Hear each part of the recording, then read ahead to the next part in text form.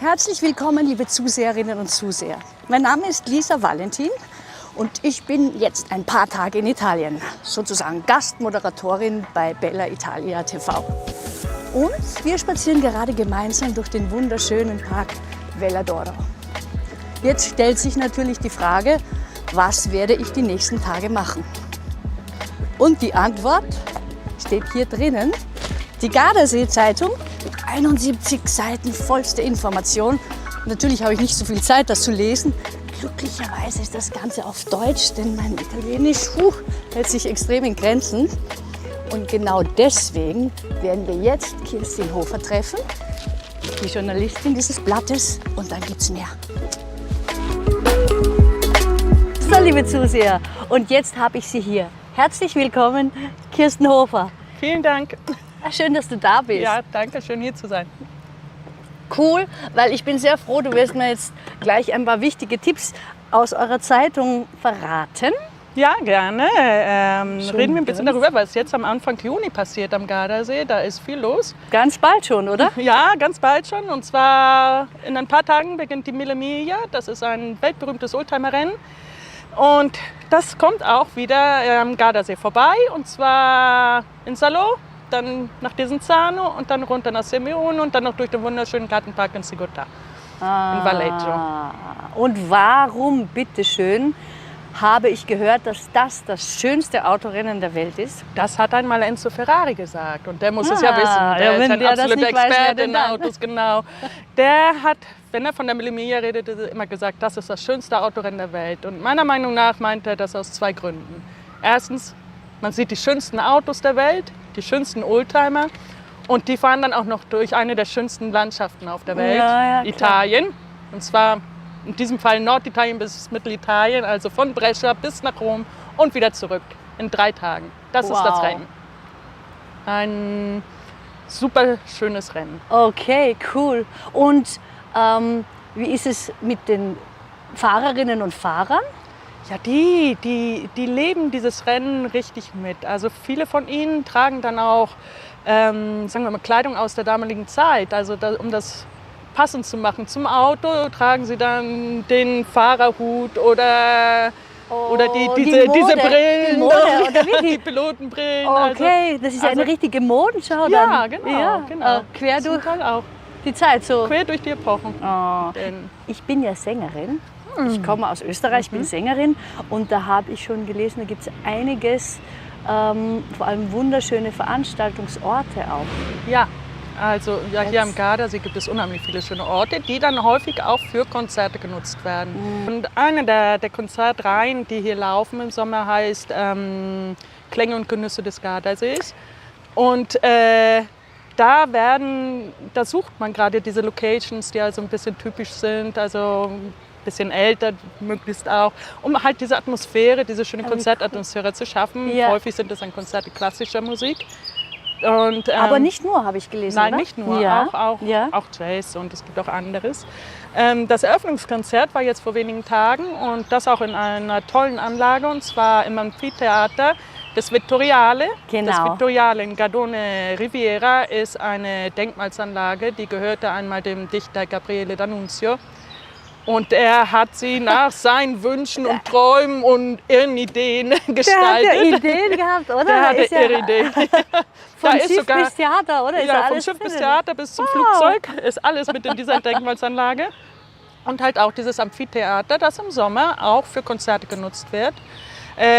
Von diesem Klänge und Genüsse abgesehen fängt jetzt Ende Juni auch eine Konzertreihe an, das Festival Teneramente. Und an dem Festival nehmen viele internationale Stars auch teil.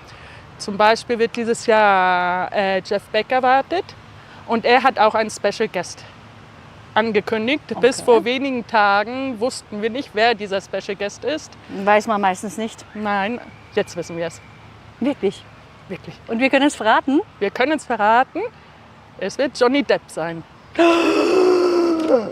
Er wird an den Gardasee kommen und auf der Bühne stehen. Cool! Fluch der Karibik!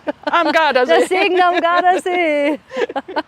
Ich möchte am liebsten den ganzen Sommer hier bleiben. Wir haben auch viel zu geben im Sommer, nicht? Da ist wirklich viel los im Sommer. Ja.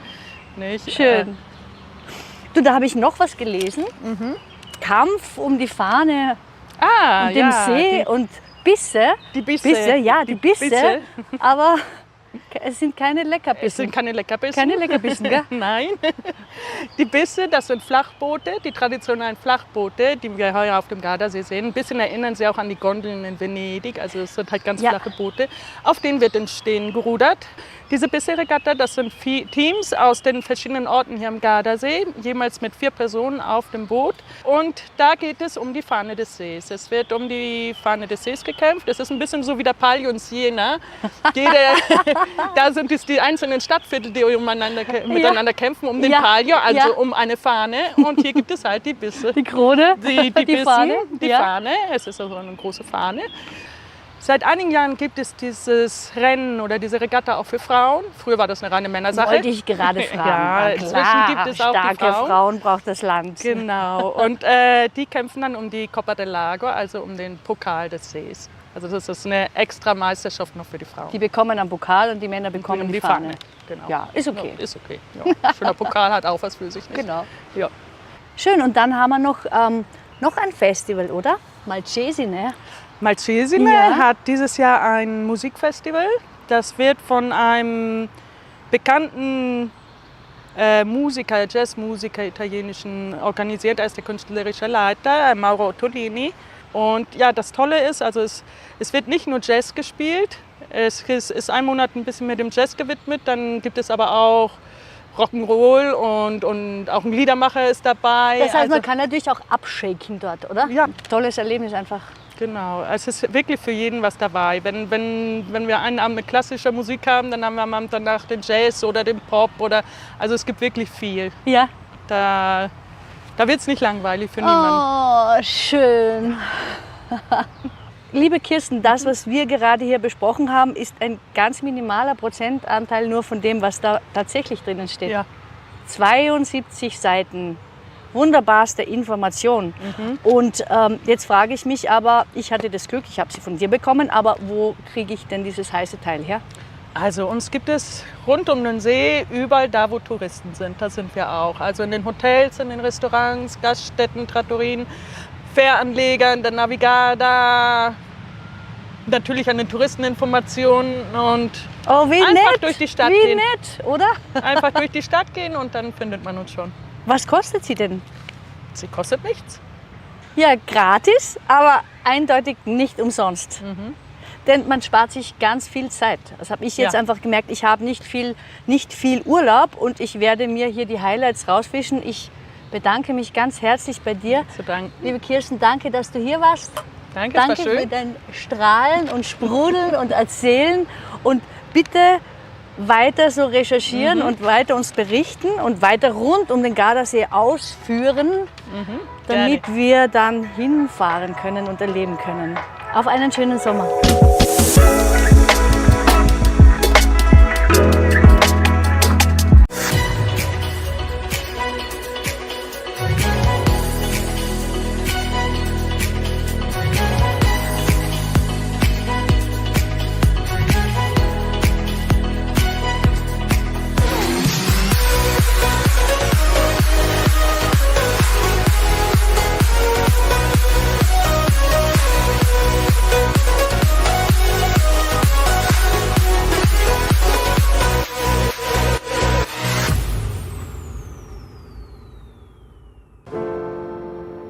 Hello, I'm Carisa, Mexican and Italian with my heart. Came to Italy, followed by love for sport and outdoors. In Garda Lake, I have found stability for all my emotional sense. Every time I practice an activity, I put my heart, followed by determination and passion, with a daily achievement of love and comfort. Join me. I will lead you to a fascinating world of surprises.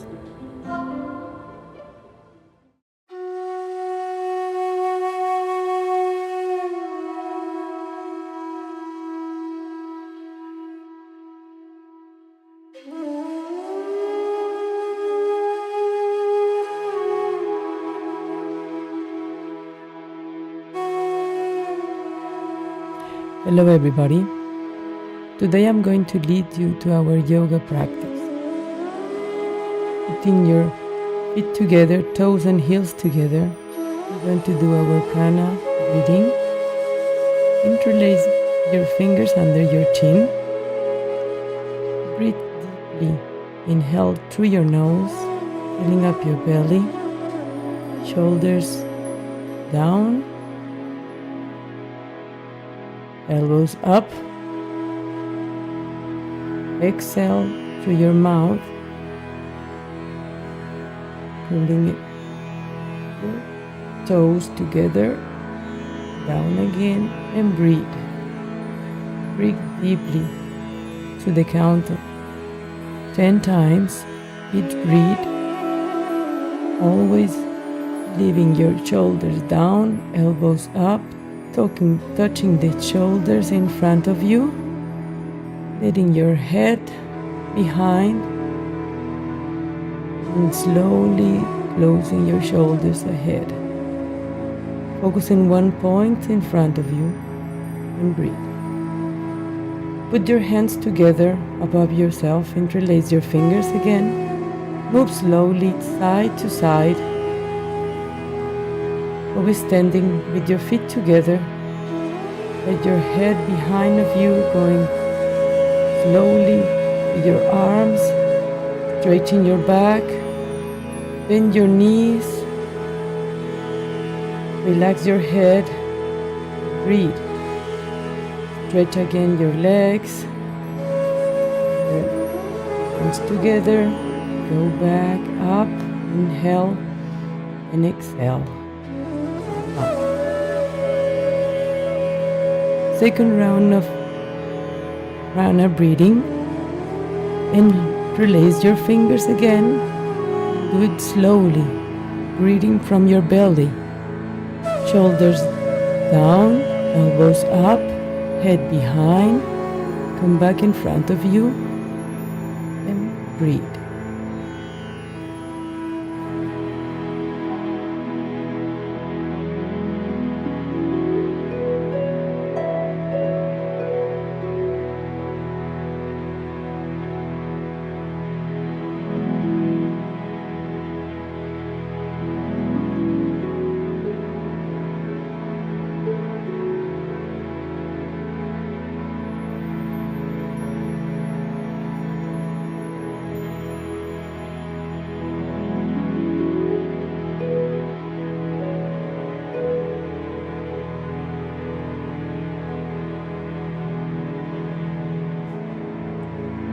Squeeze your palms together. Interlace your fingers and slowly to your right.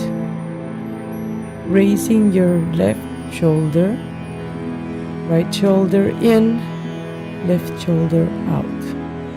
Stretching your elbows. Stretching your legs, breathing from your belly. Inhale from your nose, exhale through the mouth. Raising your chin. Constantly your chin, stretching the elbows, stretching the knees, and breathing.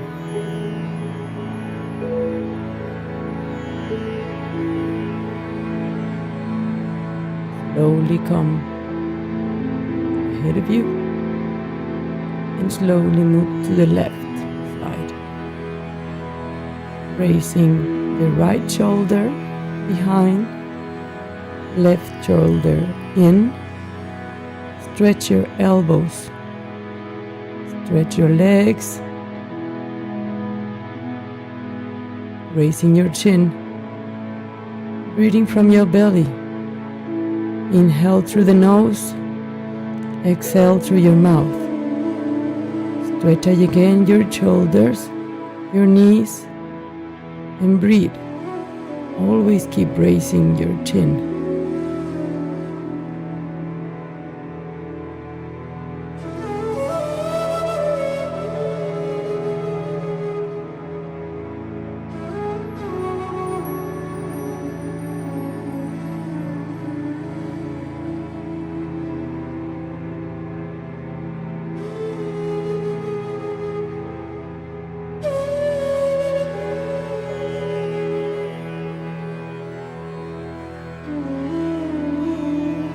without bending your arms, without bending your knees, stretching your body from your toes to your hands.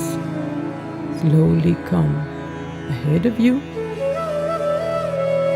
Let your head go behind you. Slowly move your hands behind. Relax your head. Breathe. Focus in one point. And breathe deeply through your stomach.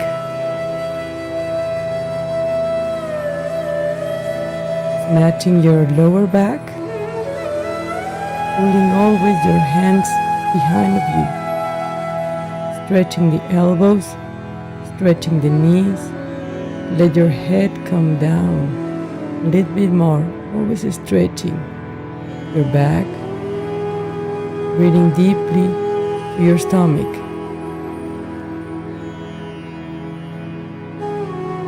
Slowly come up.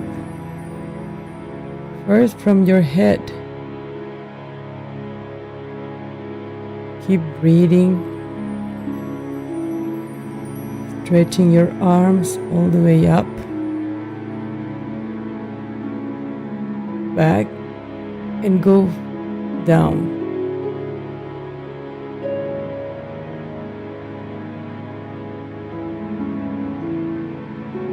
Pushing your heels to your fingers, pushing your legs to the ground, stretching your legs, pulling with your arms all your body, touching with your nose and your knees together, eyes wide open. Breathe deeply through your belly, pushing always your heels down to the ground, raising your hips, and always touching with your nose, your knees, and breathe.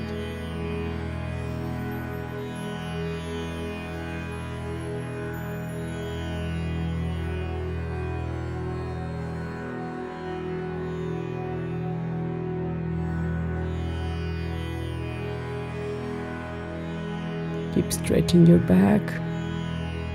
Slowly leave your heels and place your fingers ahead of you.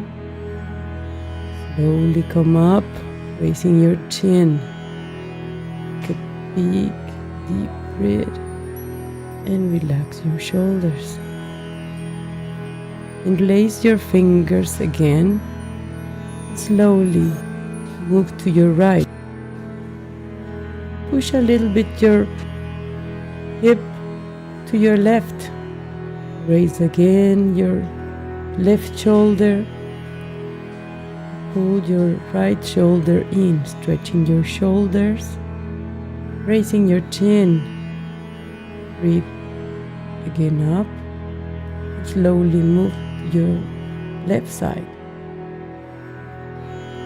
Move your hip a little bit to your right side and raise your right arm and your left shoulder. Pull it in, raising your chin and breathing briefly through your nose. Inhale, exhale, out. Pushing your whole body from your feet to your hands. Let your head come behind, stretching all the way behind, and go a little bit more behind of you. Hands always together. Stretch your arms, your shoulders. Put your head all the way behind and more. Hips in front. Matching your lower back. Breathing and slowly come up. Always with your hands together. Go down again slowly. Place your fingers under your heels and stretch your legs, stretch your back, keeping your nose touching your knees. eyes wide open. Stretch your arms and pull your body down, stretching your legs. Keep breathing and lace your fingers and slowly come up, raising your chin.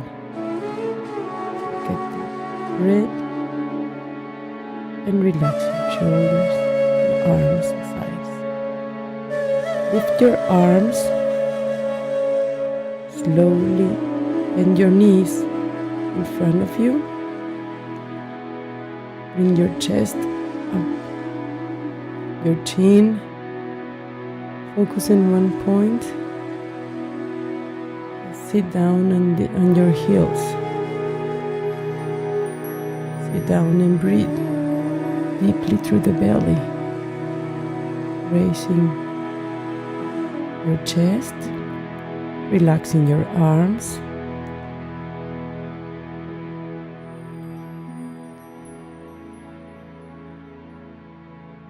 Breathe deeply through your belly.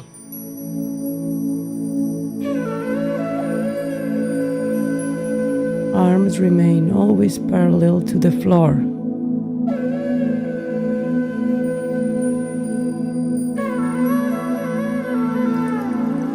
Put all the weight of your body on your heels, raising your chest. Focus in one point and slowly come up. Stand on your toes. Bend your knees. Slowly.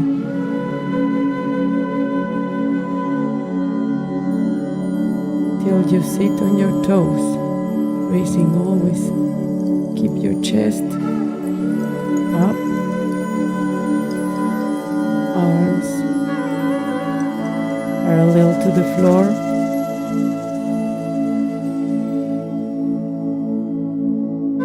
Breathing deeply from your belly, raising your chin, chest up, slowly come up, belly in,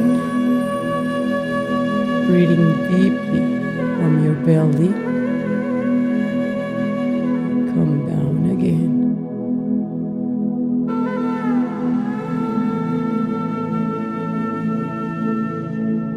Chest up.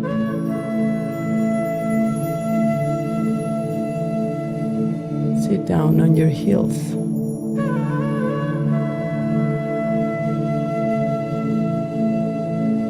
Focus in one point in front of you and breathe deeply from your belly. Slowly come up. Stand again on your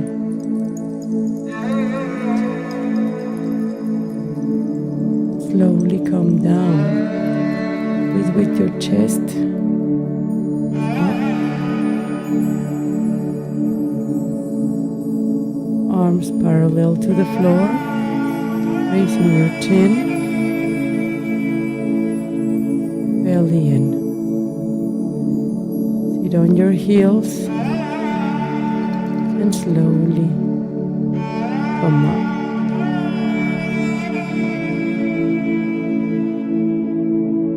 Take a deep breath and relax your arms aside of you.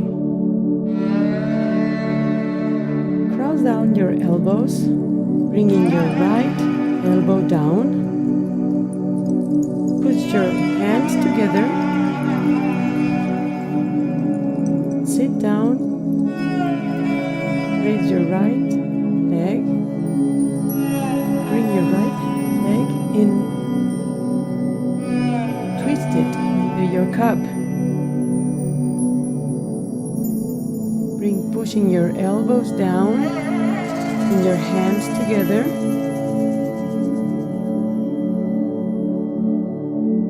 sitting all the way to your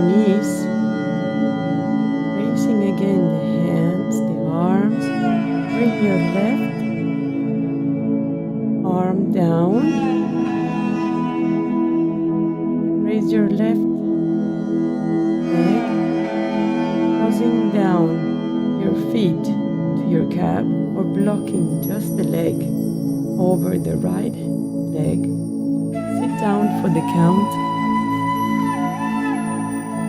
of 30 seconds, breathing, putting on line your hands, your elbows, and your knees.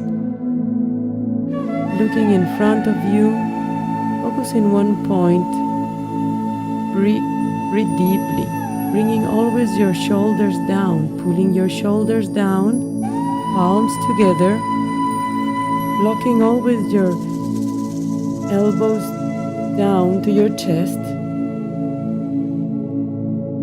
and raise your hands, relaxing your shoulders on the sides.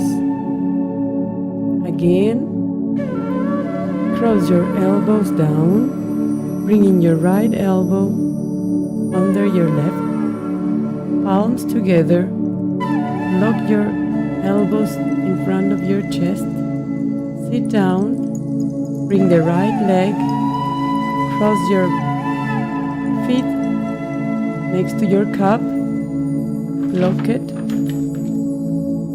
sit down halfway and a little bit more, raising always your chest, shoulders down, palms together. Pull down your lower belly. Breathe in. Breathe. Bring your arms down by your sides. Down. Line your knees, your elbows, and your hands. Sitting halfway. Your feet. Raise again your arms. Bring your left arm down, cross your elbows, put your hands together in front of your nose, sit down, raising your left leg, crossing it, your feet to your right calf, lock it there. If you cannot twist it all the way, you just have to leave it there, sitting and breathing deeply. Putting your hands, your elbows, and your knees on a line. Focus in one point in front of you and breathe.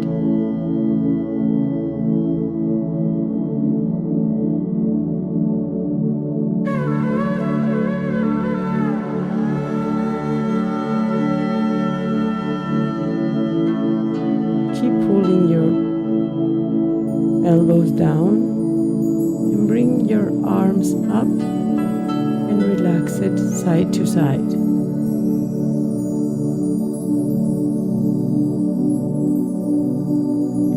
Lock your left leg, your knee straight. Bring your right leg, interlace your fingers under your knee. Keep your left leg locked. Focus in one point in front of you. Relax your shoulders. Breathe deeply from your belly. Keep the balance of your body. Raising your chin and breathing deeply from your belly.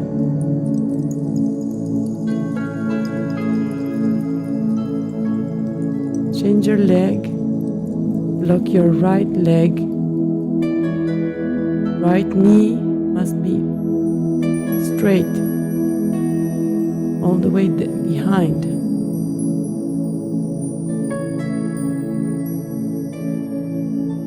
Change your leg, lock your left leg and interlace your fingers under your feet, your right feet, locking the left leg.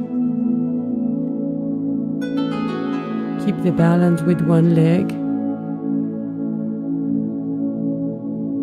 and stretch your right leg to the front, relaxing your shoulders.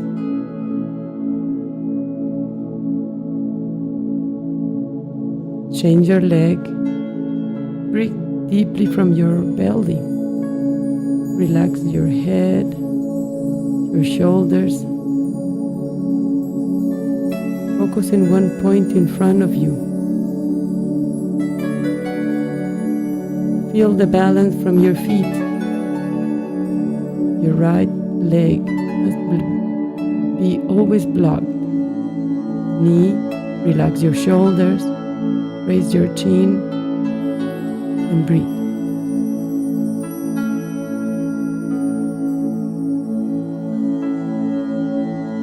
Raise your left arm. Take your ankle from the inside. Grab your ankle. Keep the left leg blocked. Knee must be straight. Raise the right leg little by little as you keep your shoulders up, chin up, stretching all your back. Lift your right leg little by little, breathing deeply from your belly. Keep your back behind all the way, and your left hand in front of you, raising your chin.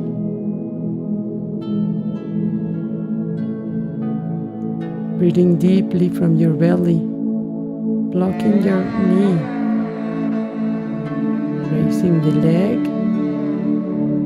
focusing one point in front of you. Change your leg, block the right leg, stand still, and from the inside of your leg, pick up your left ankle. Raise your left leg little by little. Keep your right hand in front of you. Your head always raising your head, your chest. Block the right leg.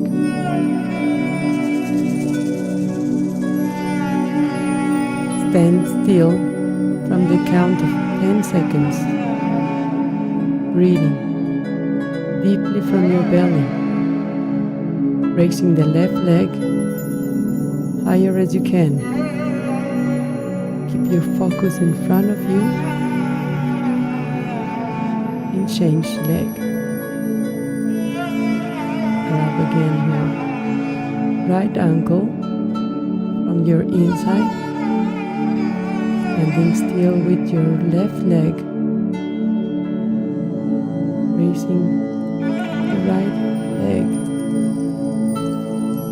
Keep your chin up and breathe deeply from your belly. Stand still for the count of 5 seconds.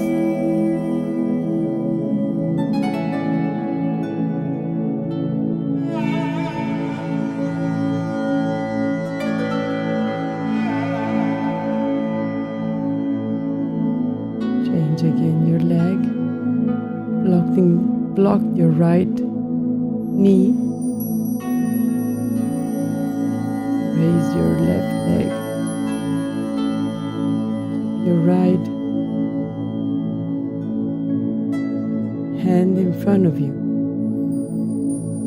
your chin up, breathing deeply from your belly.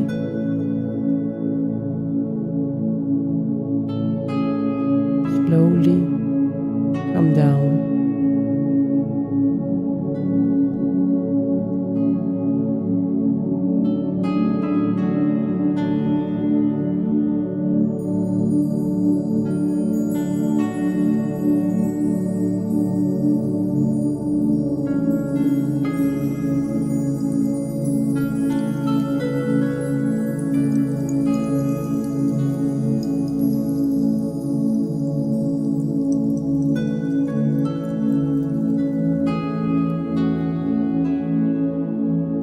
Always focus on one point in front of you.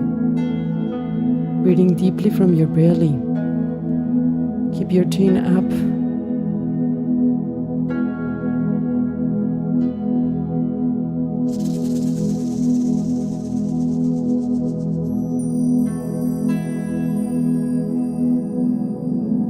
Change leg to the count of 20 seconds, raising, pushing a little bit harder in the second round. Raising your chin, breathing from your belly. Lock the leg where you're standing. The knee must be blocked, and all the balance that you keep comes from your feet. Back and relax your face, relax your breast, relax your shoulders.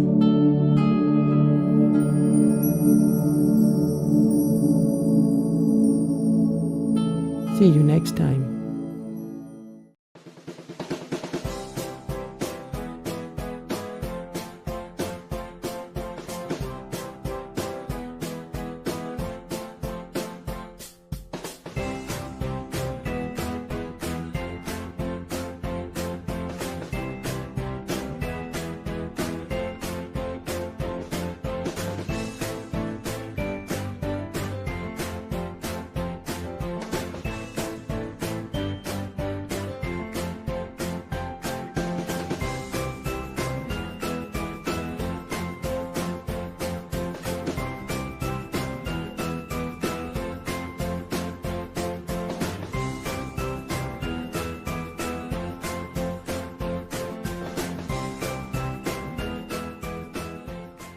Ja, liebe Zuschauer, hier sind wir wieder im deutschsprachigen Programm von Bella Italia und diesmal aus Chisano, aus dem schönen Park des Veladoro. Und bei mir ist jetzt Kirsten Hofer von der Gardasee-Zeitung. Hallo Kirsten. Hallo Jöran. Schön, dass du hier bist. Ja, Chisano, da bist du sicherlich schon einige Male gewesen, oder? Ja, mit Chisano verbindet mich auch eine persönliche Erinnerung, denn Erzähl. hier habe ich vor rund 20 Jahren meine Hochzeitsfeier ausgerichtet. Von daher verbindet mich es ein bisschen mit diesem Ort Chisano. Ja, und da du ja sicherlich noch verheiratet bist, Ja. Sicherlich auch nicht negativ. Nein. Ja, lass uns mal reinschauen in die neue Ausgabe Ja. der Gardasee-Zeitung. Sie ist ja Gerne. jetzt gerade frisch aus der Druckerpresse raus. Der Monat Mai, der ist ja so prädestiniert für die Ausflüge rund um den Gardasee. Ja, der Monat Mai ist der ideale Ausflugsmonat, denn die Temperaturen sind geradezu ideal. Es ist nicht mehr kalt, es ist noch nicht zu warm und von daher kann man gut mit dem Fahrrad das Gebiet erkunden oder zu Fuß, wandern in den Bergen, auf dem See unterwegs sein mit den Schiffen. Ja, oder das mit habt ihr den ja auch, Booten. glaube ich, jetzt, dazu habt ihr ja auch eine Story, ne? Mit der Navigard. Ja, mit der Navigarda, das ist das öffentliche Schifffahrtsunternehmen des Gardasees und das hat nicht nur normale Linienverbindungen, sondern bietet auch sozusagen kleine Ausflugstouren an. Da gibt es zum Beispiel Ausflugstouren, die vom Süden des Sees bis zum Norden gehen. Dann hat man Landgang, dann steigt man wieder ein in die nächste Fähre und fährt weiter zum nächsten Ort. Also da haben wir 2 Vorschläge in unserer Zeitung diesmal. Also ist ein Tipp Ist ein für Tipp. alle, die den See mal vom See aus erleben wollen. Das ist nämlich was anderes. Es ist was Besonderes. Gerade im Monat Mai. Du, aber wenn man jetzt so ein paar Meter weiter vom See sich entfernt, da sehe ich ja hier zum Beispiel den Parco Natura. Ja, der Parco Erzähl mir Natura davon Viva. mal was. Das ist ein zoologischer Garten, der sich auch für den Artenschutz einsetzt, ganz stark. Und ja, der ist zweigeteilt. Also es gibt einen Safari-Bereich, den man mit dem Auto abfährt und einen Faunabereich, den man zu Fuß erkundet. Und das ist wirklich lohnenswert. Da gibt es viele, viele Tiere. Im Moment sind die rosa Flamingo dabei, ihre Geburten zu regeln. Also es ist Geburtssaison für die. Ich merke, du bist Insider. Und von daher, also es ist ein spannender Besuch. Okay. Wunderschön. Ja, aber auch gerade jetzt, wir stehen ja hier in der schönen Veladoro und es ist ja eine blütenreiche Zeit. Ja. Der Gardasee hat ja so einige botanische Gärten. Ja, es gibt einige, die wirklich schön sind. Einer von ihnen befindet sich am Westufer in Gardone. Er nennt sich Hellergarden, weil er bis vor kurzem im Besitz des Künstlers André Heller war. André Heller. André Heller, genau. Okay. Der ist auch noch künstlerischer Leiter oder Direktor des Gartens, soweit ich weiß. Und in dem Garten, das Besondere in dem Garten ist, dass da nicht nur eine große Vielfalt an Pflanzen aus aller Welt zu finden ist, sondern auch Kunstinstallationen, Statuen von Keith Haring, also von modernen Künstlern, aber auch von etwas älteren, sagen wir mal. Dann vor kurzem wurde von den neuen Besitzern eine Statue von Renoir gekauft und die ist jetzt auch in dem Garten zu finden. Andere Gärten rund um den See gibt es natürlich auch noch. Zum Beispiel in Seenähe befindet sich der Sigurtar-Garten. Eine riesige Gartenfläche, wo man den ganzen Tag verbringen kann. Oder man fährt auf den Baldo, auf den Monte Baldo. Da gibt es Novezina mit seinem botanischen Garten. Also man hat wirklich die Qual der Wahl.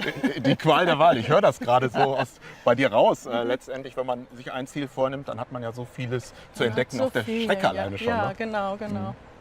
Ja, heute Morgen habe ich es mal endlich wieder geschafft, Sport zu machen am Gardasee. Und was mir aufgefallen ist, ich bin da nicht der Einzige. Nein. Der Monat Mai ist prädestiniert für Sport am Gardasee, oder? Ja, der Monat Mai ist sicher einer der Monate, genauso wie dann im September.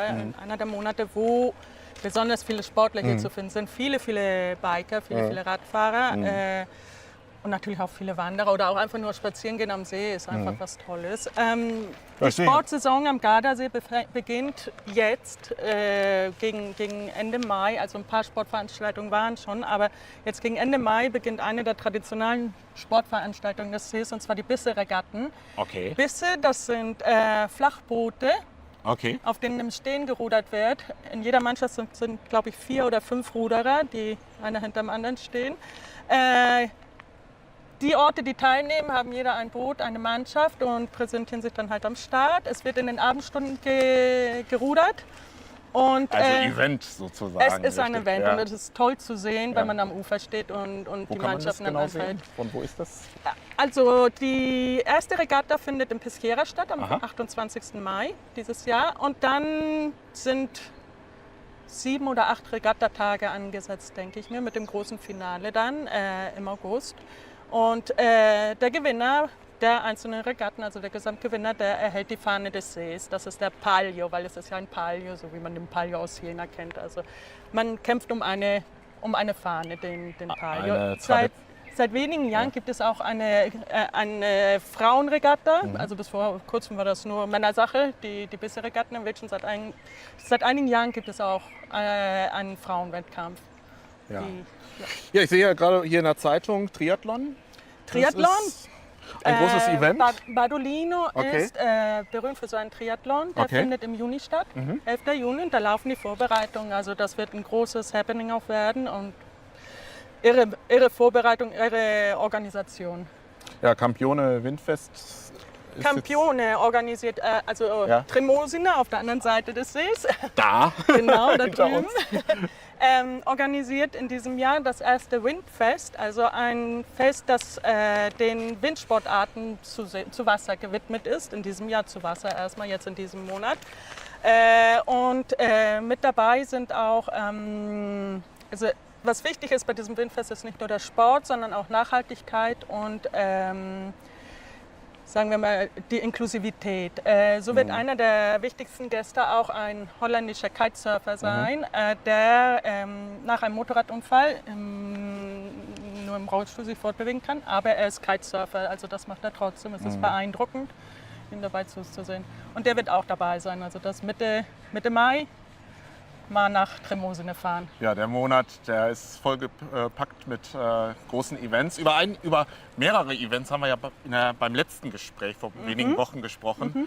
In Verona. In Verona. Da haben wir ja über die Veranstaltung in der Arena di Verona gesprochen. Ja, die Arena ist ja nicht nur das Mekka für die Opernfans, sondern inzwischen auch für die Rock- und Pop-Fans aller Welt. Und in der Arena haben jetzt in diesen Tagen die Rock- und Pop-Konzerte begonnen. Zucchero hat 14 Konzerte? 14 Konzerte in diesem Ich wollte Frühjahr. es nicht glauben. 14 Konzerte und Wahnsinn. alle ausverkauft. Und letzte Woche waren auch die Manneskin da, zur Freude meiner Tochter, die sich die angesehen hat und war begeistert. Ja. Und jetzt in den nächsten Wochen kommen noch weitere große Stars der Rock- und Pop-Szene und dann im Juni beginnt das Opernfestival, das natürlich auch mit vielen, vielen großen Stars, die das Publikum erwartet.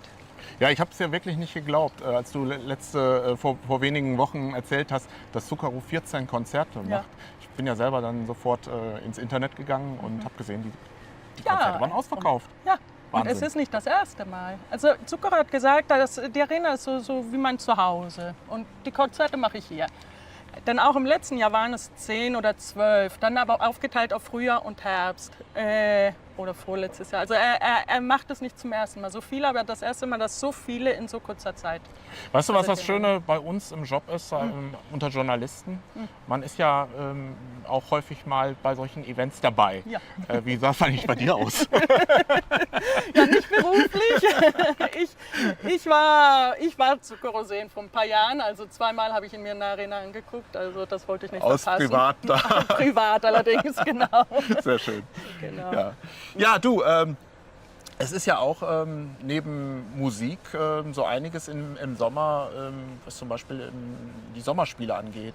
Ja, also theatermäßig. in Verona gibt es, sagen wir mal, 2 große Open-Air-Theater. Also das große ist natürlich der Arena und dann gibt es noch ein kleineres, das ist das Teatro Romano, das Trömische Theater an der Edge. Okay. Wunderschön, mit einem kleineren Fassungsvermögen natürlich. In diesem Jahr endlich dürfen sie wieder volles Haus haben, also es gibt keine Begrenzung mehr in Bezug auf Publikum. Und in diesem Jahr, wie in jedem Jahr, ist ein Shakespeare-Festival vorgesehen. Dann gibt es Ballett und Tanz und auch Musik, das Jazz-Festival. Beim Ballett ist einer der großen Events sicherlich Eleonora Bagnato, die Prima Ballerina, die lange in Paris gearbeitet hat. Und jetzt tritt sie mit einer Giulietta-Version im Teatro Romano auf, zusammen mit ihrer Tochter. Ja, wenn wir in die Gardasee-Zeitung, zweite Ausgabe schauen, dann möchte ich natürlich eine Sache auf jeden Fall erwähnen, die Ausstellungsempfehlungen, die ihr dieses Mal drin habt. Ja. Was kannst du uns davon berichten? Ja, es gibt verschiedene Ausstellungen, nicht nur am See, sondern auch in Verona. Eine der Ausstellungen, die sicherlich schön sind, ist in Simeone. Die Ausstellung nennt sich A Big Book und wird im Palazzo Callas Exhibitions präsentiert. Bei der sind viele ist das eine Fotoausstellung zum Thema Gardasee, sagen wir mal, denn in Simeone werden jedes Jahr 3 bis 4 Fotowettbewerbe organisiert und so hat die Stadt immer einen großen Fundus von Fotos und die Siegerbilder werden häufig präsentiert dann thematisch in dieser Ausstellung. Es ist wirklich eine tolle Ausstellung, die lohnenswert ist zu sehen. In Desenzano hat man sich hingegen der Street Art gewidmet und einige Werke von Banksy ausgestellt. Okay. Und Street Art bedeutet ja eigentlich auf der Straße. auf der Straße, ja, aber die ist im Schloss, in der Burg. Also ein bisschen edler, sagen wir mal. Also die edle Street Art Ja, hier am Gardasee. nun haben sie nicht die Burg angemalt, ne, Gott sei Dank, sondern es haben Werke von bekannten Street Art Künstlern da präsentiert. Ja, du, es macht immer wieder Spaß, sich mit dir zu unterhalten, natürlich über die nächste Ausgabe. Wann kommt die nächste auch raus? Das nächste kommt Anfang Juni. Juni? Anfang Juni, ja. Also werden wir uns dann spätestens Anfang Juni hier wiedersehen. Ich freue mich schon mal Anfang drauf. Juni sehen wir uns wieder. Und liebe Zuschauer, das waren jetzt sicherlich so viel Informationen und alles das können Sie jetzt nachlesen in der neuen Ausgabe der Gardasee-Zeitung. Es lohnt sich und damit gebe ich ab und schönen Urlaub hier am Gardasee.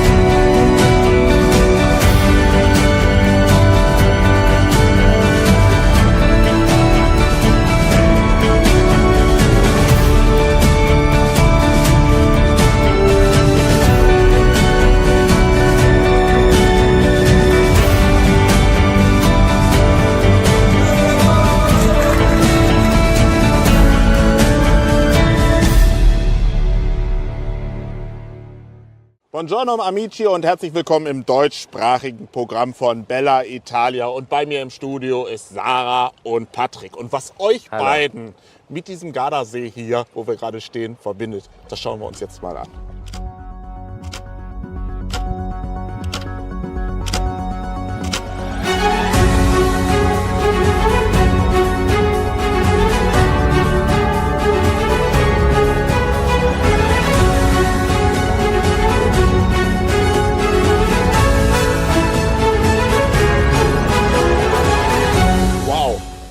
Sarah, die erste Frage an dich. Erlaubst du ihm das eigentlich? Natürlich. Also hast du da überhaupt keine Angst bei? Also nein, weil jeder selber sehen kann, wenn er es mal probiert, es ist absolut nicht gefährlich. Also natürlich, wenn man das in einem Rahmen macht, wo es dann höher geht, dann muss man schon ein bisschen aufpassen, aber für alle Beginner funktioniert das deutlich tiefer und dann ist das überhaupt nicht gefährlich. Patrick, Flyboard. Wir sehen ja gerade, du fliegst ja beinahe die Drohne weg mit deinem Wasserstrahl. Wie lange machst du das überhaupt schon? Ja, das Flyboard an sich gibt es jetzt mittlerweile seit 4 oder besser gesagt 5 Jahren. Und wir haben gleich von Anfang an haben wir uns das Teil zugelegt und haben auch bei unseren Gästen gesehen, dass es sehr gut ankommt. Und ja, abgesehen davon, dass es richtig Spaß macht, würde ich auch behaupten, ist es ziemlich sicher, weil du ja immer ein Wasser hast um dich herum. Der Bediener des Jetskis ist eigentlich ein geprüfter Lehrer, der das immer nochmal für dich gegencheckt oder alles kontrollieren kann. Deshalb ist es sehr sicher und wie gesagt, wenn etwas ist, man fällt ins Wasser und das ist eigentlich nicht so schlimm. Also ich höre ja bei euch beiden so einen leichten österreichischen Akzent. Ich glaube, ihr kommt daher, ne? Oder? Ja, fast. Wir sind aus Südtirol, Südtirol. Das nördlichste Teil Italiens, aber ja, wir sprechen beides. Ja, da muss ich ja direkt mal fragen, was hat euch zum Gardasee verschlagen? Ja, das mit Gardasee ist so, das ist ein bisschen bei uns Familientradition. Mein Vater, der hat als Jugendlicher, war der im Kino und hat einen Wasserskiläufer dort gesehen und war als Bergjunge davon so begeistert und seine Mission war daraufhin, das Wasserski für sich zu entdecken. Und als ich geboren wurde, quasi vor 40 Jahren, wurde ich hier schon auf den Gardasee in den Wassersport eingeführt. Also du hast im Grunde das Laufen gelernt auf dem Lago di Garda sozusagen, oder? Mit 20 Monaten, ich konnte da gerade laufen, bin ich schon das erste Mal Wasserski gefahren. Und was hat dich dann so verschlagen? Die Liebe nach dem Motto, mit diesem Mann kann man nur zusammen sein, wenn man auch auf Wasserskiern daher schreitet, oder? Ja, kennengelernt haben wir uns vor 19 Jahren in Südtirol und im Winter. Im Sommer war er ja am Gardasee und dann, als der Frühling kam, hat es geheißen, so, entweder kommst du mit an den See oder leider sehen wir uns nicht mehr. Und dann habe ich mich entschieden, mit zum Gardasee zu kommen und seitdem passt das. Ja, Patrick, du machst das ja nicht, oder ihr macht das ja nicht nur als eigenes Hobby, sondern ihr habt ja auch mittlerweile eine Schule und beziehungsweise bei euch kann man das ja selber ausprobieren. Erzähl mal davon. Ja, korrekt. Wir haben eine Wassersportstation. Wir bieten Wasserski, Wakeboarding, das wäre eine Art Snowboarden am Wasser. Dann haben wir die ganze Fun-Geschichte mit Tubes, Parasailing und wie gesagt auch das Flyboard im Angebot. Und das kann bei uns jeder ab 5 Jahren lernen. Und ja, nach oben hin keine Grenzen. Wir hatten auch schon Kunden, die waren mit 85 Jahren bei uns im Parasailing-Schirm drinnen. Deshalb. Okay, also wenn ich jetzt zum Beispiel dieses Jahr, das wäre ja mal so eine Challenge 2022, zum Beispiel das Gleiche machen möchte, was wir gerade im Film gesehen haben, was schätzt du, wie lange brauche ich dafür? Ja, gerne, Jürgen, das ist überhaupt kein Thema. Du musst zu mir kommen mit einer Badehose, mit einem Handtuch und dann den Rest bekommst du von uns. Sicherheitsausrüstung, eine Schwimmweste.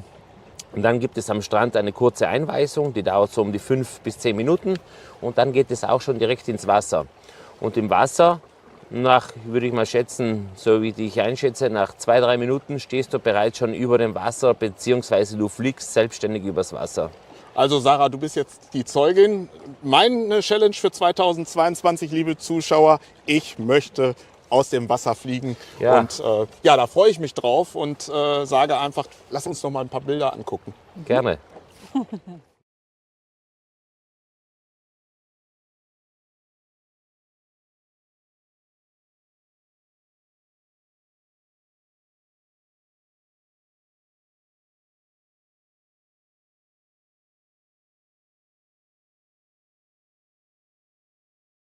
Ja, liebe Zuschauer, das sind Bilder und Sarah und Patrick. Ich habe ja gerade, während wir die Bilder sehen konnten hier, habe ich ja auch noch auf deinem Handy gesehen, dass du da ein ganz spezielles Foto hast. Kannst du mir das mal eben kurz hier rüber schicken? Ja, Dann würde ich das gerne mal gleich Ich leite einspielen. dir das gerne weiter. Ja, genau.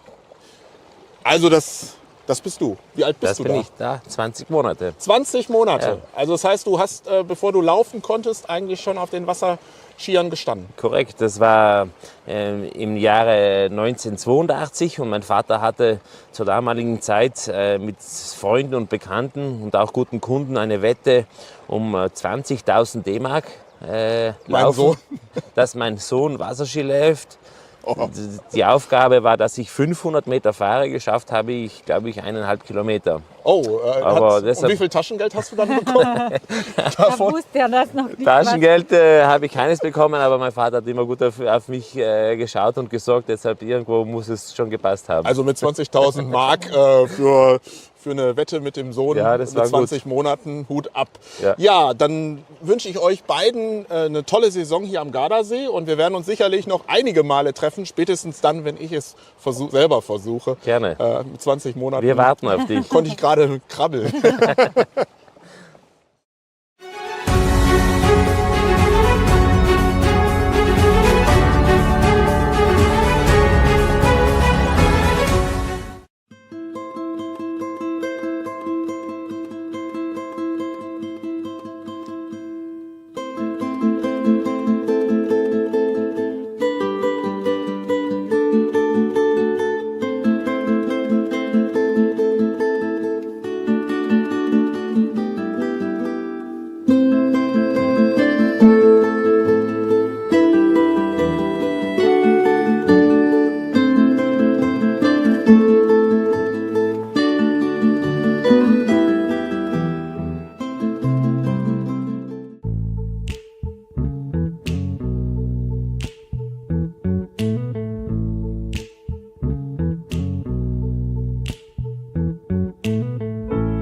Ich folg niemals meinem Herzen, nein, denn ich weiß ganz genau, wohin's mich trägt.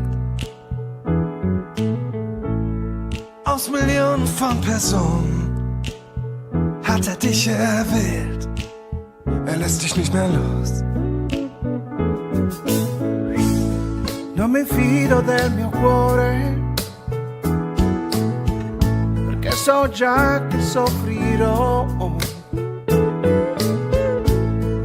In amore non c'è ragione, perché dubbi no, perché dubbi no.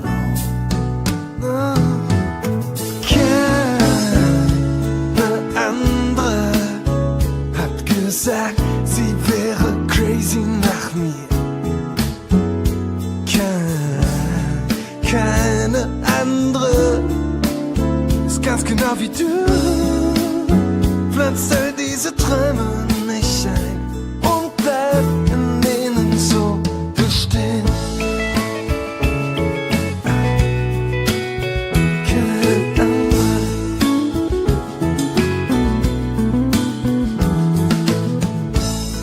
Vielleicht folge ich meinem Herzen.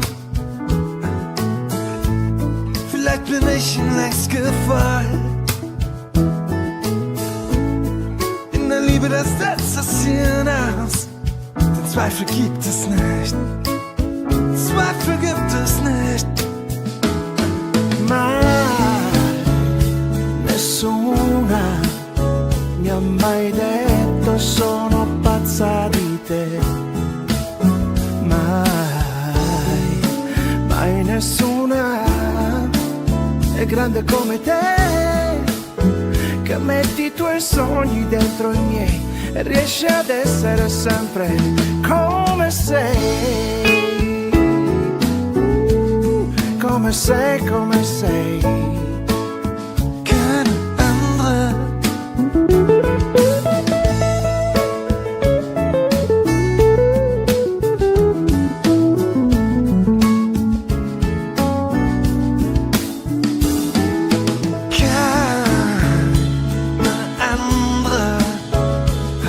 Sie wäre crazy nach mir. Keine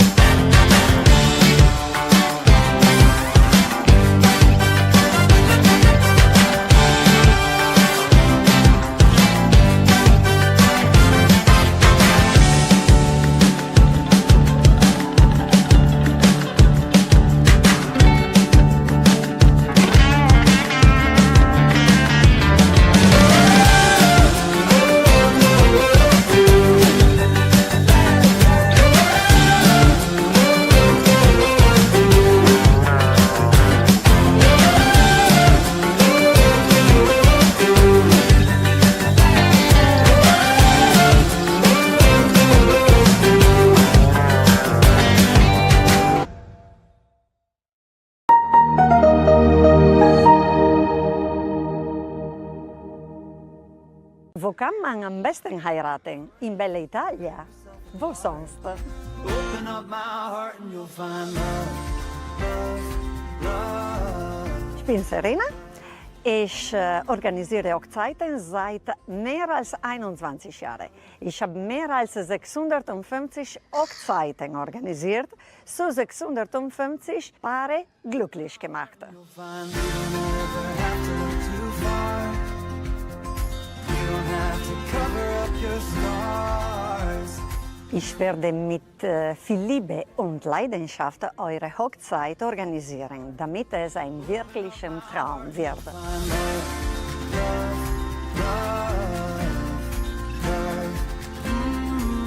Liebe Paar, wollt ihr heiraten? Dann warum nicht in Italien, das Land der Liebe? Bewerbt euch. Ich freue mich auf euch.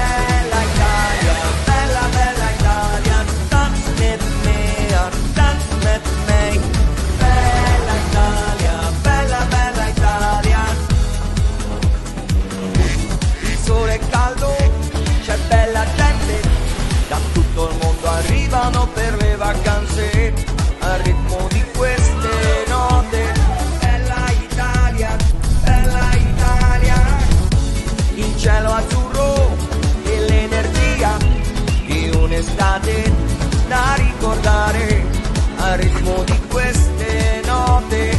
Bella Italia, sì, bella Italia.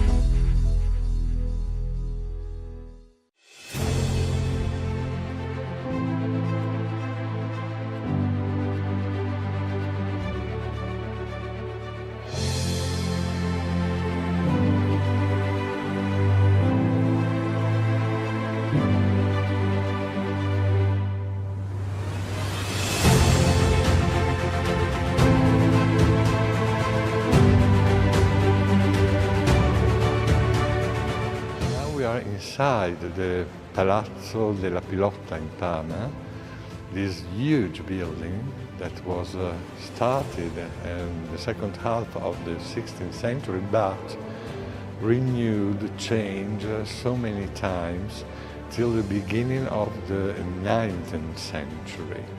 So, like in the case of this gallery, we can find a hall, a structure, belonging to the neoclassical period with columns, arches, and niches, and so on, built, realized surround the gust of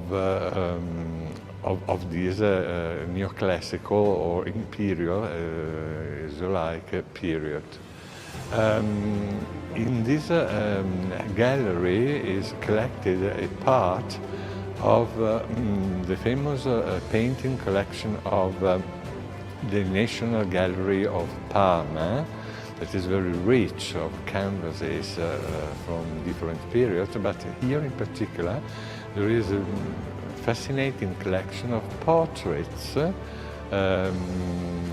for the major part related to the Bourbon family.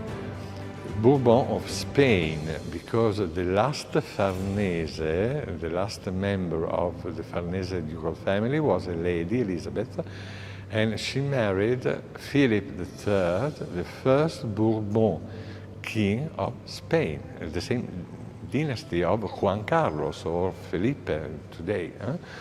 And so Parma was inherited by one of the sons of Elizabeth and became a dominion of secondary branch of the Spanish royal family.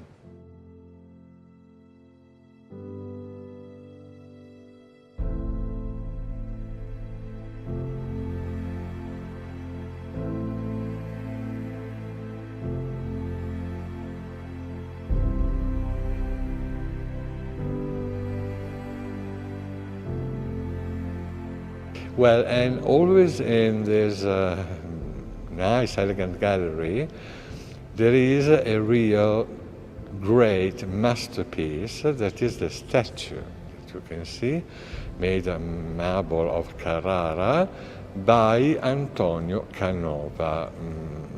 Surely the most important sculptor of the neoclassical period in Europe. He worked for the popes, he worked for Napoleon. The Tsars of Russia adored to collect his creation and so on. And this is particular because the statue represents Maria Luisa of Austria, so from Habsburg, like a Roman empress, or maybe like the god Juno, the goddess, Juno, the queen of the gods, the Greek and Roman mythology. The statue was realized after the collapse of the Napoleon Empire, and is situated in Parma, and in particular in this museum since that period, as a matter of fact.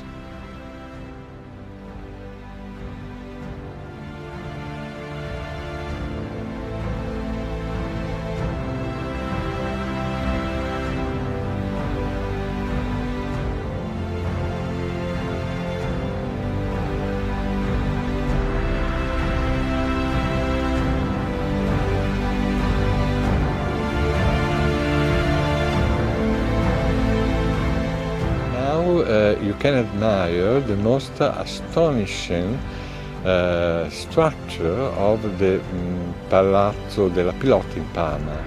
I mean the famous Teatro Farnese, that was the court theatre of the ducal family, Farnese of course. The theatre was created about in 1618, and was designed by an architect, an artist called Argenta. Pay attention, because Argenta, that was quite famous during this period, was not the traditional architect who designs churches, towers, palaces. No. He was specialized in, we can say, the ephemeros, so in beautiful things but destined to be destroyed after a brief period.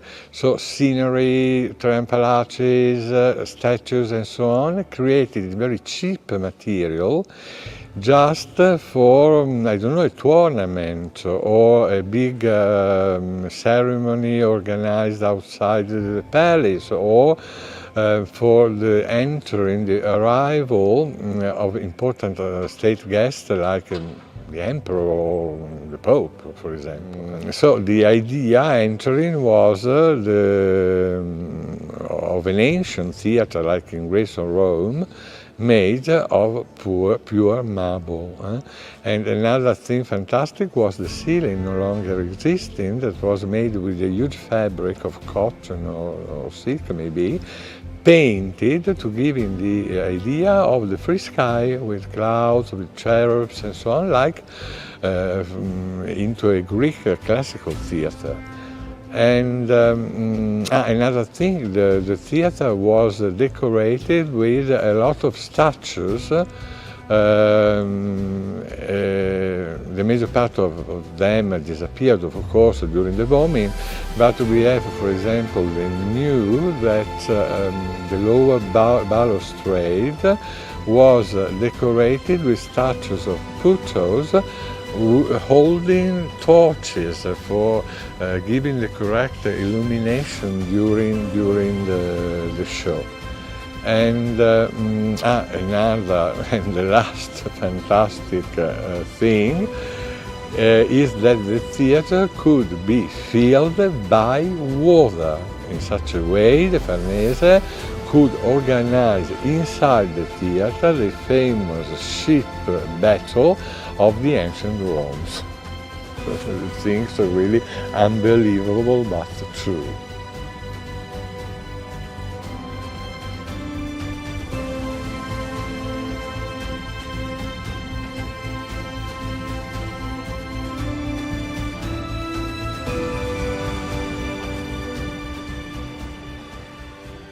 Well, now we are in the beautiful Palatine Bibliothèque of Palazzo della Pilotta, where is organized a part of the great large exhibition that the town has dedicated this year to the ducal family.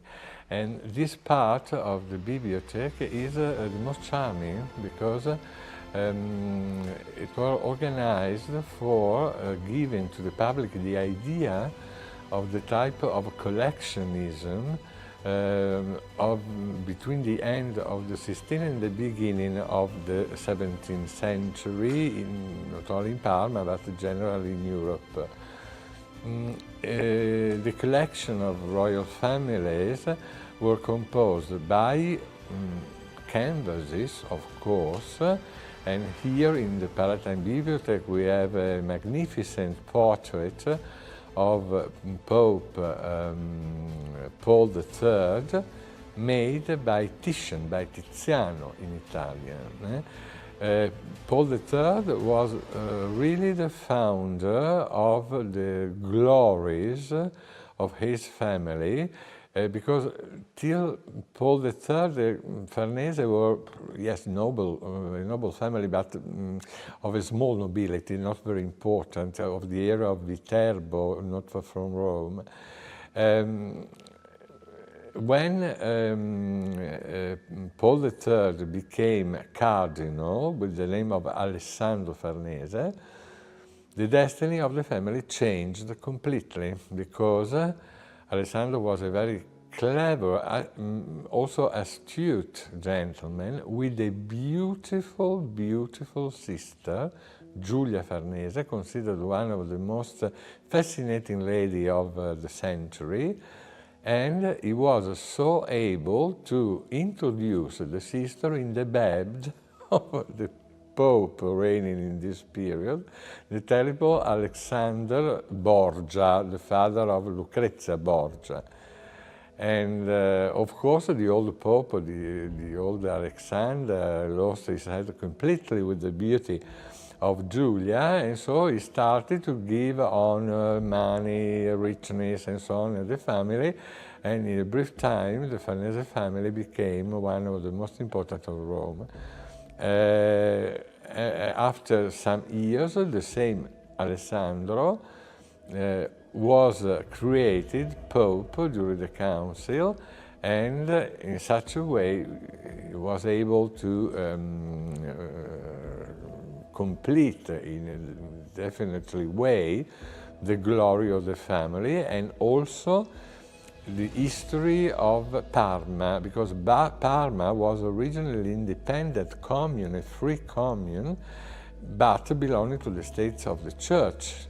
And Alessandro decided to create a duchy, the Duchy of Parma and Piacenza, for his first-born son, Pierluigi Farnese. Yes, son of the Pope, was normal during the period. And in such a way started the domination of the family on this area of northern Italy.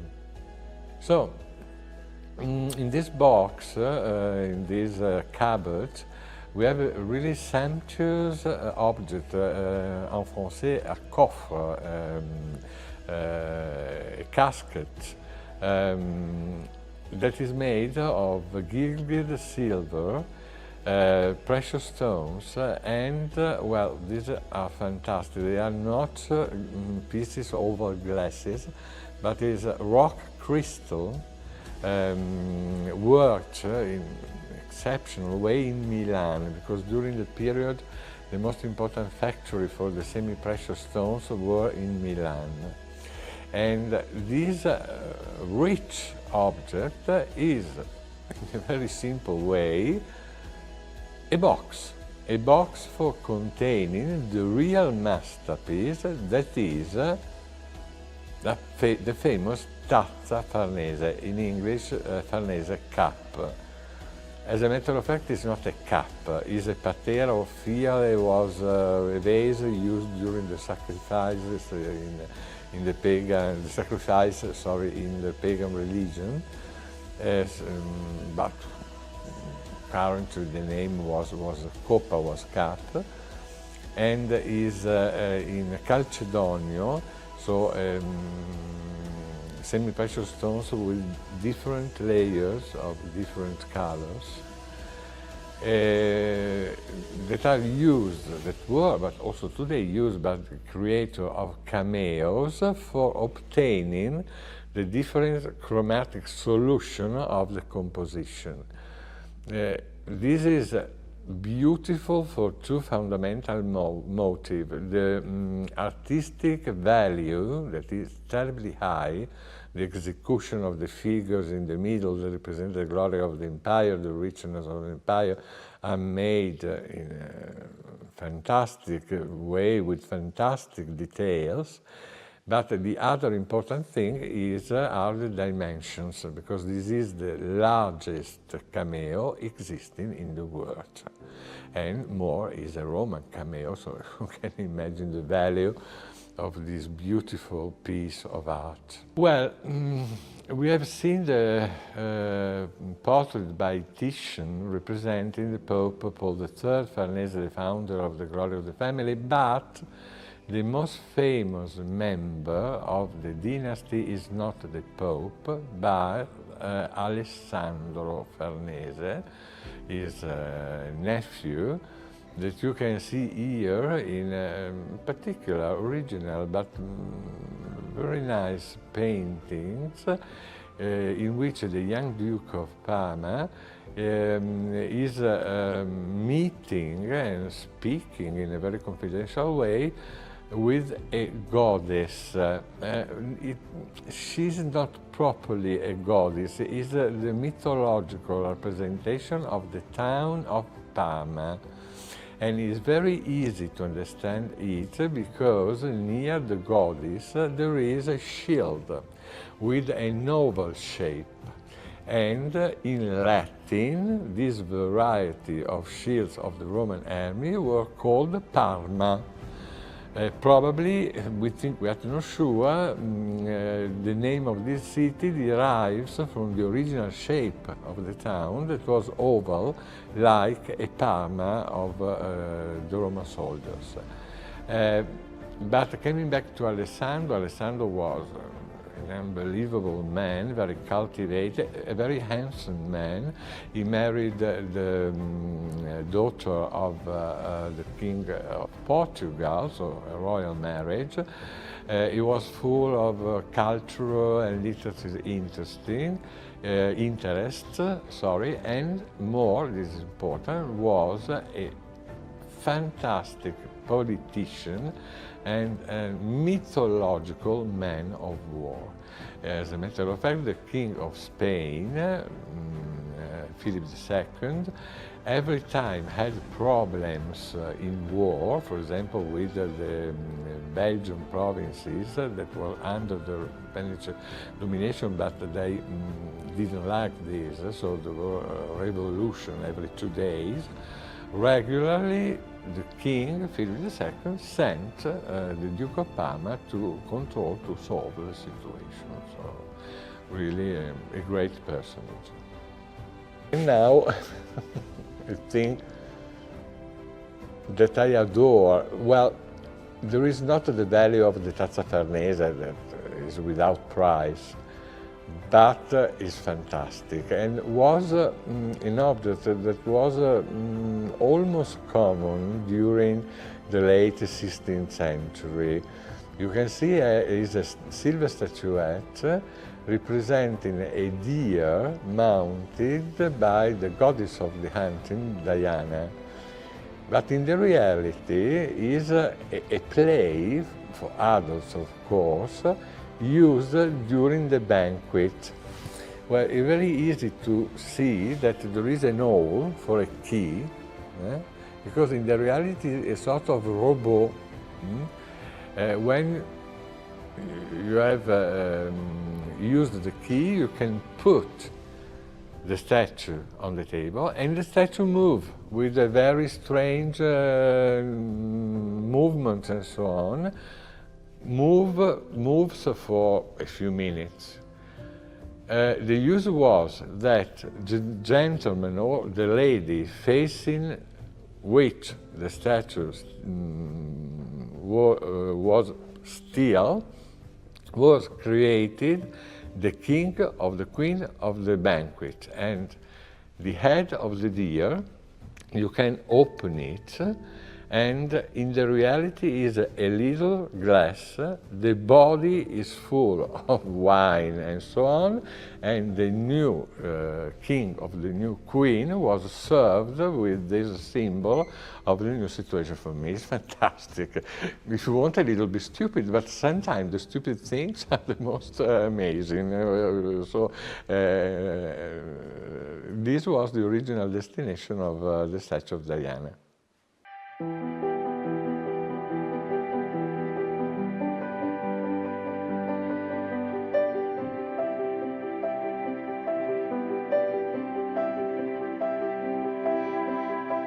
We are in Parma.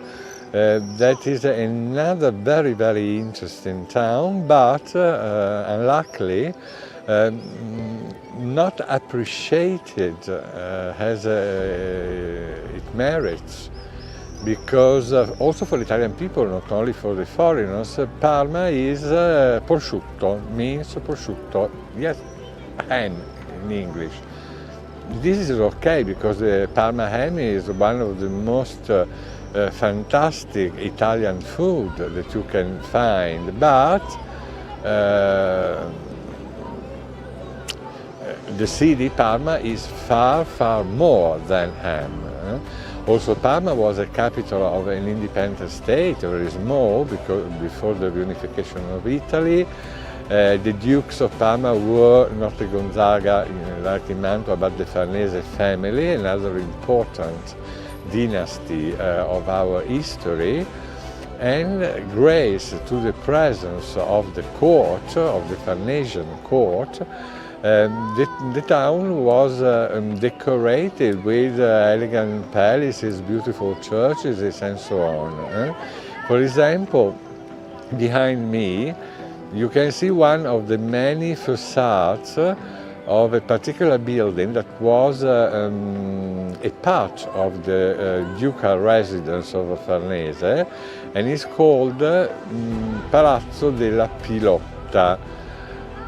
Well, Pilotta is a very bizarre name also for the Italian people, because you can find it only in Parma, and is the transformation of a Spanish word, pelota, that means ball.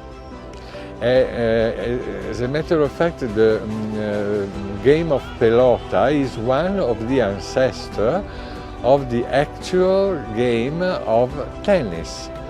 Different, of course, for many, many things, but the idea is the same, is to launch a ball by means of something like, also the hand, very simply, but as a matter of fact it's called in français jeu de paume.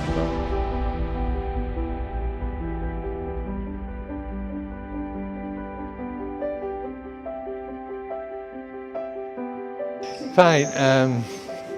Now we can have a visit of the historical medieval center of Parma that is articulated around two famous squares.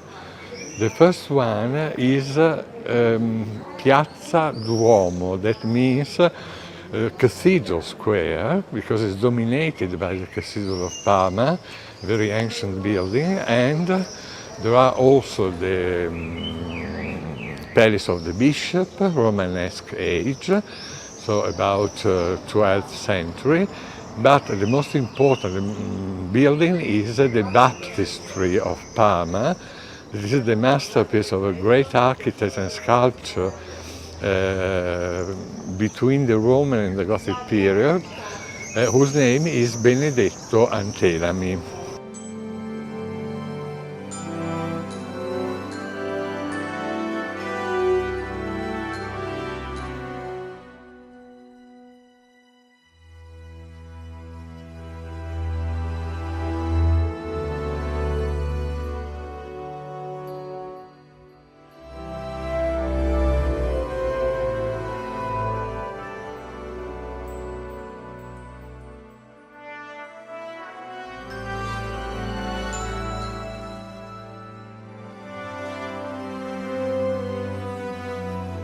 Well, the inside of the cathedral, as a matter of fact, is the original Romanesque one, with the so-called Matroneum, that is the upper gallery, reserved originally to the lady, because during the past ladies and men cannot follow the Mass, the service altogether.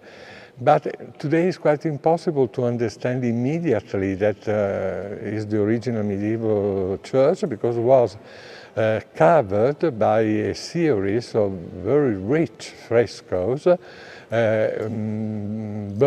in the ceiling and during the walls of the nave. And among these frescoes, the most important one is the cycle that we can see in the cupola of the church, is the Assumption of Virgin Mary to the heaven after her death, and is considered the absolute masterpiece of Correggio, sorry, but the two were related, and so sometimes, the name is Correggio, that was the most important exponent, member of the Parmesan school of painting. He lives between, during the first part of the 16th century.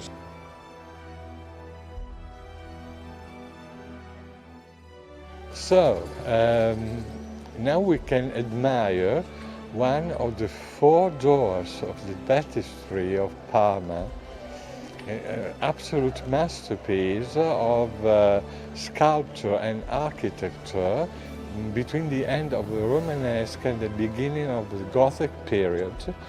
I already told that the name of the master was Benedetto Antelami, and the baptistry is octagonal, but not for a question of taste or fashion, no, it's a symbol, a Christian symbol, early Christian symbol, because the number 7 was a representation of a complete cycle ended and complete.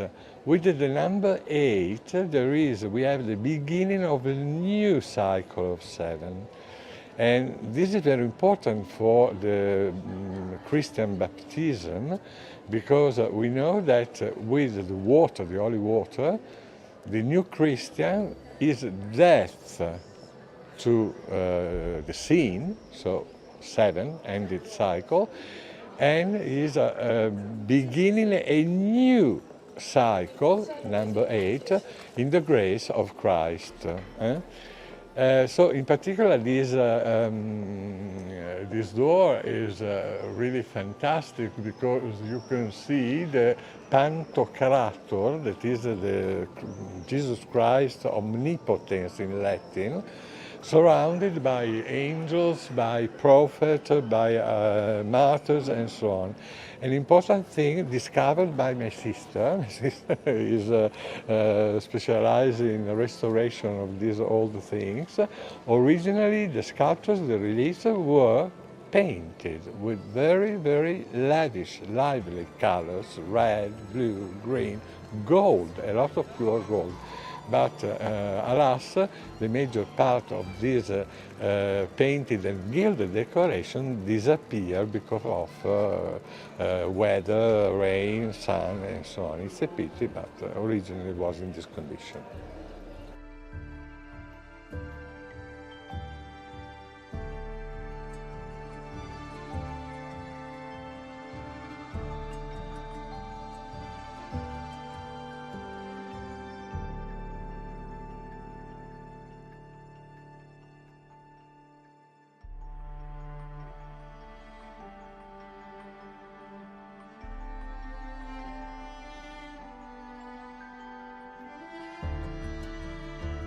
Mr. Riccardo, you're one of the greatest art historians in Italy. So when did you really fall in love with art? Well, thank you for the great art historian. It's really kind of you. Well, when I was really a baby, because I remember that I was about 5 years old, and for the first time my parents asked me about the present of birthday, because normally it was chosen without asking me my desires. For the first time, 5 years old, I asked the complete collection of Mozart concerts. At 5 years, which is not a normal thing for a 5-year-old child. And then, how was your? And then, well, apart from classical music, that is also today a great passion for me, in particular operas, and I act also like director for operas like Rigoletto, Traviata, and so on. Immediately after, there was a new passion that was history, but not the contemporary or 19th century. For me is a little boring, but the ancient history, so Egyptian, Greek, Romans, and then medieval period, Renaissance period, Baroque period. And I was fascinated in particular by the great figures, personages of the history, like, I don't know, Cleopatra or Nerone, Nero in English, and then the Emperor Frederick II of Sweden, Peter the Great of Russia. And so also with the help of this interest for the personages, the most important personages, also history became one of my passions. You traveled a lot, and you start traveling at 13 years old. Mm-hmm. Which is Yes. Well, I was really young. Sorry. Naturally, I traveled not like a tourist, but for the languages. So I spent 1 month, 2 months during summer in Great Britain or United States or France. And for me it was a very important experience and really beautiful for me, because as a young boy I had the occasion of meeting people of completely different civilization, languages, culture, a very stimulating experience for my brain. You made the experience of college, but you didn't like it? No, the college for me was really a disaster for 2 reasons. I am not a man for colleges. For me they are oppressing, sad, dark. No. I like to be free. And the second thing is that college, for example, in England, were crowded by Italians. So you had not occasion, apart from the hours of the lessons, to speak English for the normal things of the life, and that is very important. So after 2 terrible experiences in colleges, I changed completely my destination, and I spent this cultural period only living with local family. Mr. Riccardo, you have an impressive life. So, what is one of the most important things for you today? But, well, of course, my family, my sister in particular, animals, because I adore pets and in particular cats. But yes, there is a thing about I am really proud.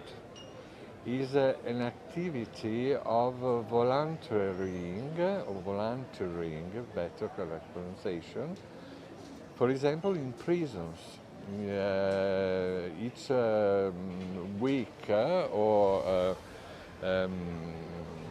each 15 days, I go to the Mantua's prisons for teaching history of art of people living in this situation, and also the criminal asylum.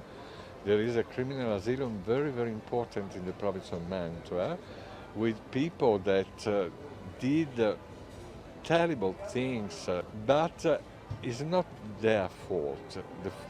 It's the mental illness that acted for them. And also in this case, I organize, it depends from the years, courses of art or courses of classical music, also courses of cooking, for example.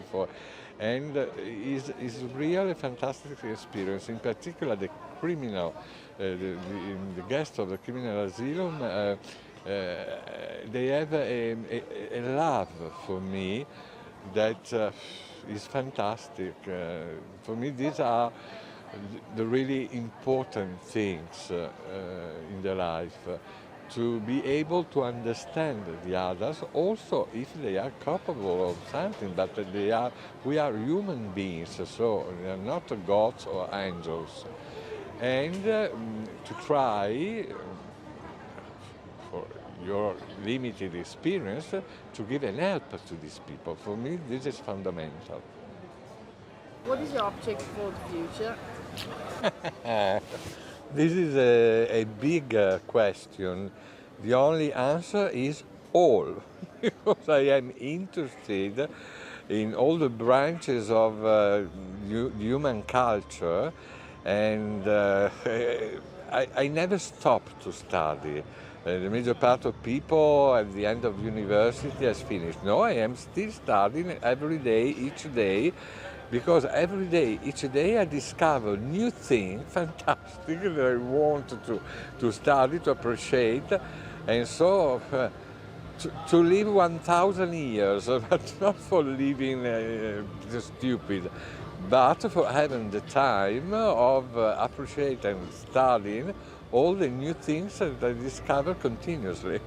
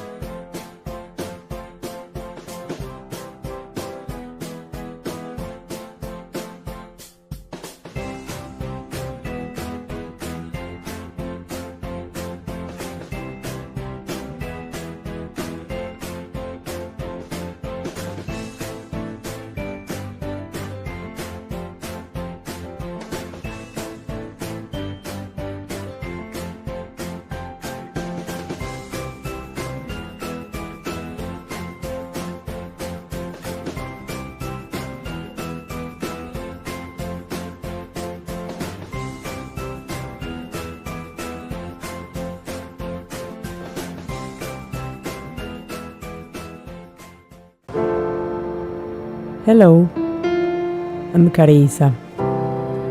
Mexican. Hello, I'm Carissa. Mexican and Italian with my heart. Came to Italy, followed by love for sport and outdoors. In Garda Lake, I have found stability for all my emotional sense. Every time I practice an activity, I put my heart, followed by determination and passion, with a daily achievement of love and comfort. Join me. I will lead you to a fascinating world of surprises.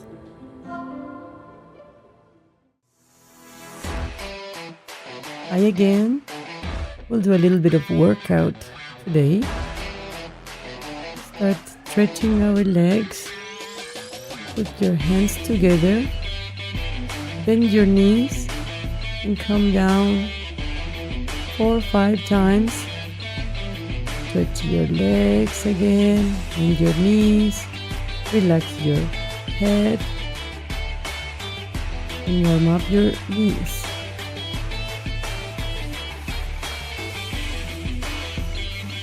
Good, and your arms up, open your legs wide open, hand side to side, left hand, right feet, left hand. Relax your head and one knee, and stretch the arm behind of you. Raising your chin, breathing from the belly. Right hand and the opposite knee. Bend one knee with one big step. Bend the right knee and pull a little bit. Change. Wait for the count of 10-15 seconds. Breathing, reaching down to the floor.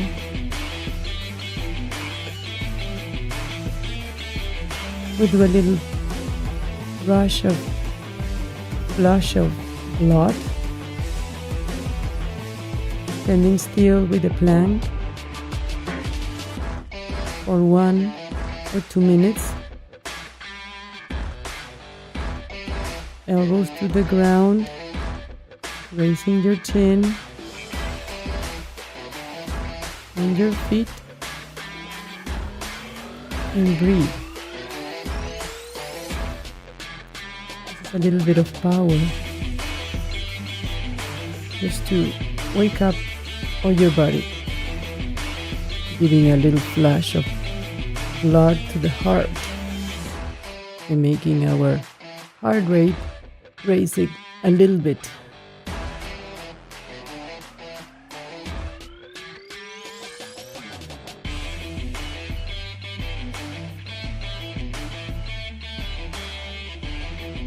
For the count of 5, 4, 3, 2, 1. Sit down to your knees, stretch your back, and relax. Relaxing your neck, breathing deeply. For a couple of seconds. Go up again. Open your legs wide open. Hands behind your neck. Give a little bit of power sit-ups. Bending your knees to the front. Giving a little bit of a push, a kick up. Sitting and raising your chest. Raising your chin. Keep your back straight as possible. Giving it a flush for 15 counts. Go to the bar, 1 meter away. Bend your elbows. Your hands are together. Bend your elbows and kick it back. Kick it back, away, giving a little bit of power. Every time you push, you pull, get down, feet all the way down, breathing deeply from your belly, bending the elbows towards you, not on the sides. Down. Try to keep your hands as close together to each other. Walk. Give it a count of 20 times, let's say. You can start with 10, then 15. Then with the feet together, hands together, just pull and push. Push and go down slowly, breathing. Bending your elbows towards you.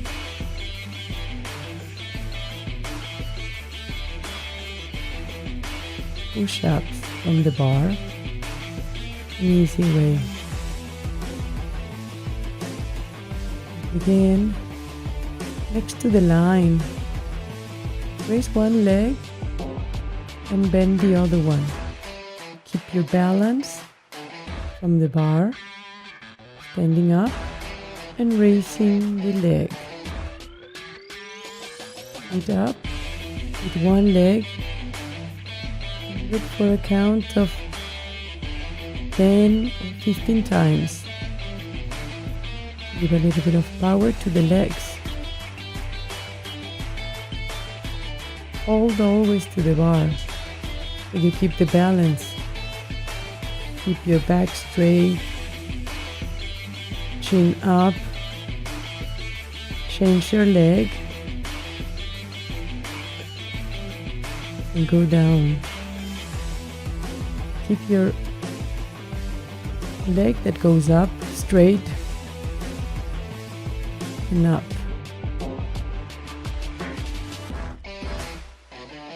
Your back straight. Breathe. If this is a little hard, just don't hesitate and stop and change the leg. 1 meter away, raise one leg. Put it over the bar. Stretch your legs. Feel the power. Stretch your leg. Most try to put your chin to your knees. Always with the eyes wide open. Changing again. Do it at the count of 20 seconds in the stretch. Breathing deeply from your belly. Keep your standing leg straight with the knee blocked. Straight again and change. Raise one leg and put your feet above the bar. Stretch the quads. Stretch your leg. Most that you can go behind with the other leg.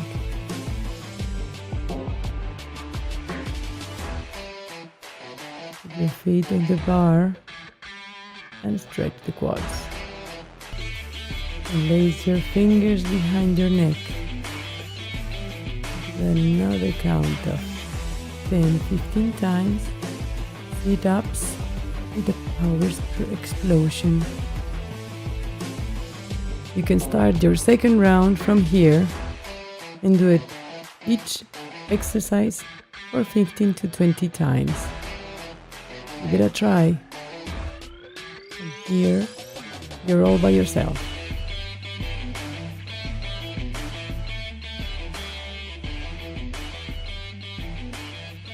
And see you next time.